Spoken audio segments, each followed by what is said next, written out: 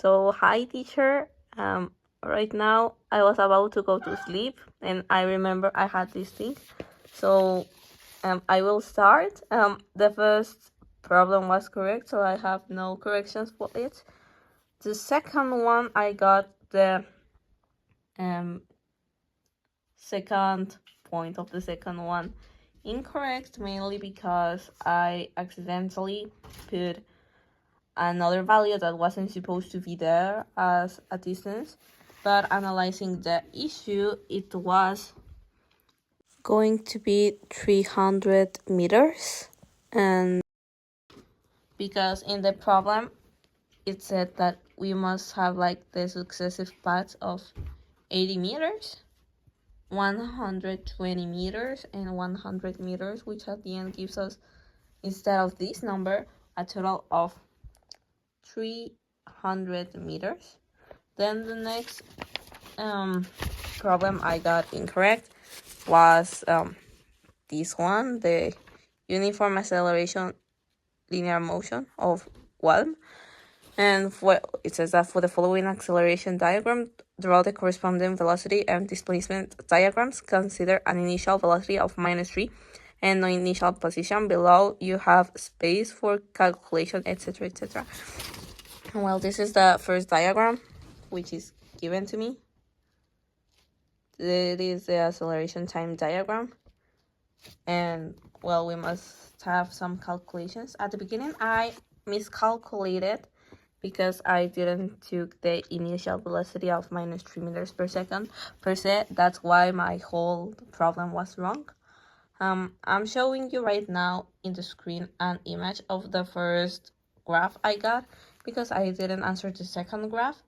Now with the third problem of uniform linear motion in my notebook that I have noted, I noted the 4 points we have, point 1, point 2, point 3, and point 4. Well, for the first one, we have to use the velocity formula. And the first velocity we got is obviously 0 because as we were in 3, we accent 1. And we must multiply that by 3. So we got 0. Then per se, as everything multiplied by 0 automatically is 0, even though we spent 4 seconds in that time, our result would be 0. Then in the point 3, our velocity is during 3 seconds in deceleration of 1 in meters per second. So that's why, well, we got 3. And on point 4, we got -4 because our acceleration was negative. Well, times 2 because that's the time, plus 3, which was our last time, which gives us -5. And as graph for this one, we got this one. Then it's the second one, that is displacement time diagram. And, well, the first one, that was velocity time diagram. So we must use the 1/2 formula this time. We use like 1/2 times 3 because, well, 3 was our like acceleration in the first diagram that was given, and it's times 1 because it was, well, time is 1 and we must put it all to the square. And then, well, -3 because it was our initial velocity, and we got -3/2. And in point 2 we still do the same, etc., etc., etc., till we get to the last point, and then we graph it, and this is how our graph is going to be looking like.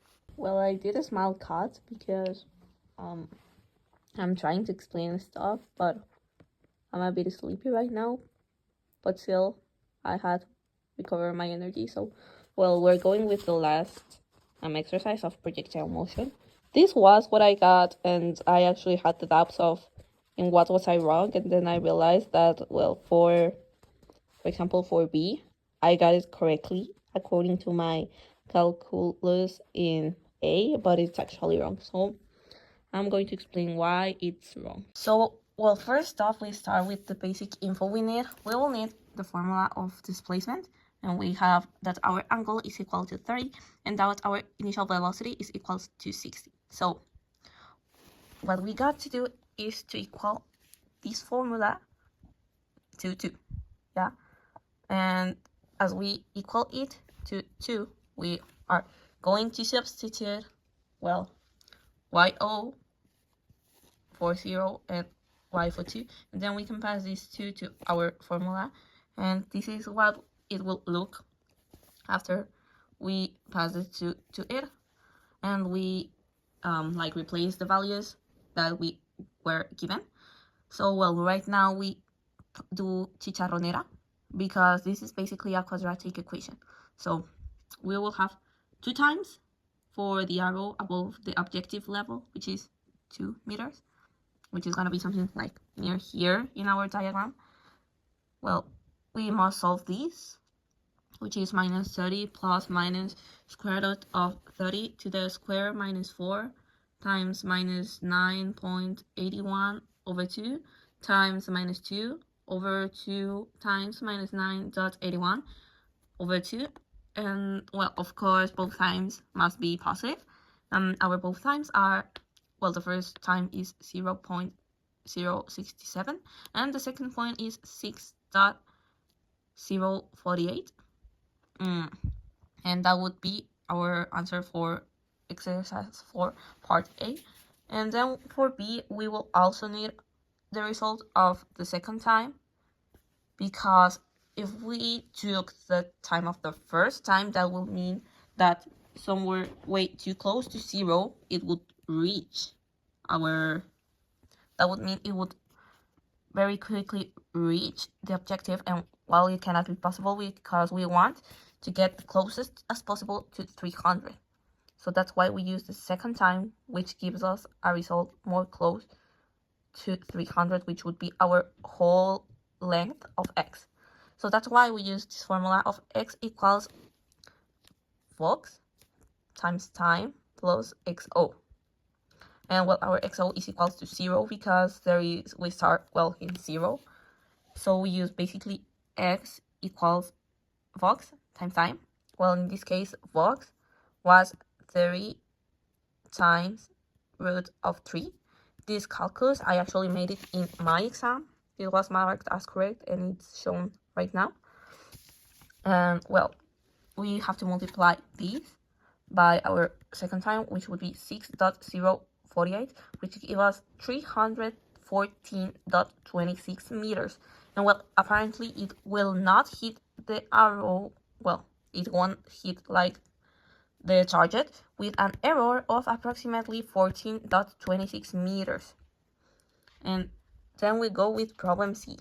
And well, we're finally with the final exercise, that was projectile motion for C. So right now, the first thing that I did was obviously draw, because we have to visualize, and this will be taken as a free fall exercise. We know that our highest point is 120 meters and that our initial velocity is of 60 meters per second. So we're gonna use the displacement formula. Meanwhile, our y would be 0, because that would mean like our y, it's gonna be 0 over here. But at the same time, our y would be 120, because that would be like the maximum point this parabola can reach.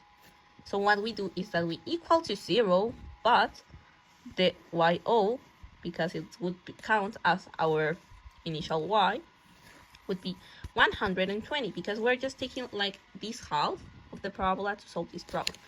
So that would make basically this, and then after we got this, we must start, we must leave our t alone. So what we do is this, and after all of that, we got this. Solving this, that is basically square root of 2 times minus 20 over minus 9.81, it will give us as a result of 4.95 seconds. Then with this 4.95 seconds, we got the time. With the time, we can get, well, many things. For example, the first thing that we can get would be obviously letting its slide so that we can have x. But right now we don't have x because we don't have Fox. What should we do to have Fox? Exactly, we should have one angle, which we don't have yet. So right now, what we're going to do is, well, basically analyze that. Well, what do I have? Do I have void? Not yet, but we can get void. So for getting void, we will use the formula of Vy equals to gravity times time plus void. But right now, our Vy would be the maximal point, which would be 0. So right now, we can just eliminate it. So minus gt would be equals to void. Solving this, of course, we got like minus. So our gravity should be positive for once. So it would be 9.81 times, well, time, which is equals to 4.95 seconds, which gives us as a result 48.56. And after we got void, we can easily get one angle. Void over void equals to the sine of the angle. So we must use arcsine of, well, 48.56 over 60, and that will give us as a result 54.03 as our angle. So our angle, which should be over here, it's going to be 54.03. After we got this angle, we can easily get Vox, and after we get Vox, our result is gonna be 35.24. We get Vox so that we could get x, and our x is going to be, well, 35.24 times 4.95, and this gives us as result 174.438, and that will be our final result for C, which states that the target is moved to an unknown range in x and a new height, and that the archer shoots again with the same initial velocity, and, well, it hits the target at its highest point, and we should, well, determine the shot angle and the range of the target in x duration. So x is gonna be 35.24 times 4.95, which gives us as a final result for, well, x 174.438, and we mark it. And, well, as for the angle, well, the angle is gonna be 54.03, and with that we finish our whole exam correction. I'll leave my phone recording a bit so that you can see the whole solution. That would be all. Thank you so much.